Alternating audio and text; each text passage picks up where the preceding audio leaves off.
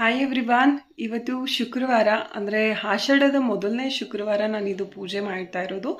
Usually ನಾನು ಶುಕ್ರವಾರದ ದಿನ ವಾರ ಮಾಡ್ಕೊತೀನಿ, ಬಟ್ ಸ್ವಲ್ಪ ಲೇಟಾಗಿ ಮಾಡ್ತೀನಿ. ಯಾಕಂದರೆ ಗುರುವಾರನೂ ಕೂಡ ನಾನು ವಾರ ಮಾಡೋದ್ರಿಂದ ದೇವ್ರ ಮನೆಯನ್ನೆಲ್ಲ ನೀಟಾಗಿ ಒರೆಸ್ಕೊಂಡು ಪಾತ್ರೆಗಳನ್ನೆಲ್ಲ ತೊಳ್ಕೊಂಡಿರ್ತೀನಿ. ಸೊ ಬರೀ ದೀಪ ಹಚ್ಚೋದಷ್ಟೇ ಅಲ್ವಾ ಅಂತ ಹೇಳಿ ಸ್ವಲ್ಪ ಲೇಟಾಗಿ ಮಾಡ್ತಾ ಇದ್ದೆ.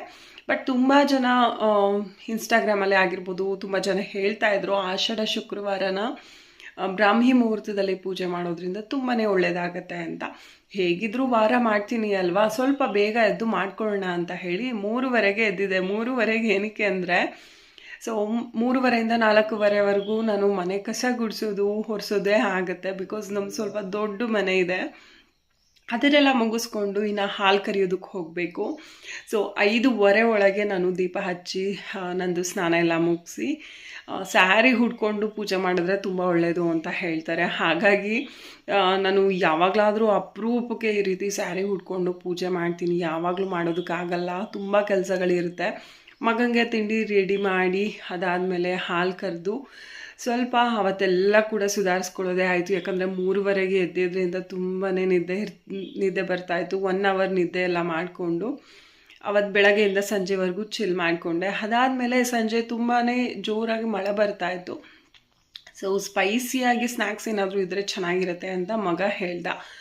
ಹಾಗಾಗಿ ಚುರುಮುರಿ ಮಾಡಿದ್ದೆ. ಮನೆಯಲ್ಲಿ ಕಡಲೆಪುರಿ ಇತ್ತು ಅಂತ ಹೇಳಿ ಸೊ ಚುರುಮುರಿ ಎಲ್ಲ ತಿಂದು, ಇನ್ನು ನಾವು ಆ ಥರ ಏನಾದರೂ ಪುರಿ ಏನಾದರೂ ತಿಂದರೆ ಸ್ನ್ಯಾಕ್ಸು ಊಟ ಏನೂ ಮಾಡೋದಿಲ್ಲ, ಹಾಗೆ ಮಲ್ಕೊಂಡ್ಬಿಡ್ತೀವಿ ಎಲ್ಲರೂ.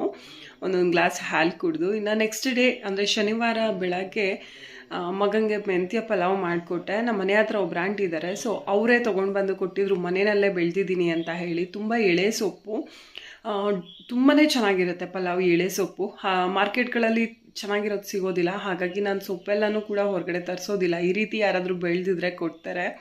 ಇನ್ನು ಆಷಾಢ ಆಗಿರೋದ್ರಿಂದ ಗುರುವಾರ ಶುಕ್ರವಾರ ಯೂಶಲಿ ನಾನು 2 ದಿನವೂ ವಾರ ಮಾಡೋದ್ರಿಂದ ತಲೆಗೆ ಸ್ನಾನ ಮಾಡಲೇಬೇಕು. ತುಂಬಾ ಡ್ರೈ ಆಗಿರುತ್ತೆ ನನ್ನ ಹೇರು. ಸೊ ಹಾಗಾಗಿ 1 ದಿನವೂ ಕೂಡ ನಾನು ಈ ರೀತಿ ಡ್ರೈ ಹೇರ್ನ ಬಿಡೋದಕ್ಕೆ ಹೋಗಲ್ಲ.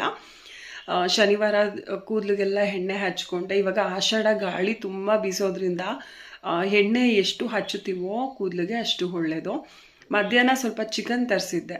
ಶನಿವಾರ ಚಿಕನ್ ಸಾಂಬಾರು ಮಾಡಿದ್ದೆ. ಅದಕ್ಕೆ ನೈಟು ಕೂಡ ಮುದ್ದೆ ಅನ್ನ ಬೇಡ, ಏನಾದರೂ ದೋಸೆ ಅಥವಾ ರೊಟ್ಟಿ ಇದ್ದರೆ ಚೆನ್ನಾಗಿರುತ್ತೆ ಅಂತ ಹೇಳಿದ್ರು ಮನೆಯವರು. ಹಾಗಾಗಿ ದೋಸೆ ಅಂತೂ ಇಮಿಡಿಯೇಟಾಗಿ ಮಾಡೋದಕ್ಕಾಗಲ್ಲ. ರೊಟ್ಟಿ ಹಾಕ್ಬಿಡ್ತೀನಿ ಅಂತ ಹೇಳಿಬಿಟ್ಟು ಎಲ್ಲರಿಗೂ ಕೂಡ ರೊಟ್ಟಿ ಹಾಕ್ಕೊಂಡಿದ್ದೆ. ನಾವೇನು ಅಂದರೆ ಏನಾದ್ರು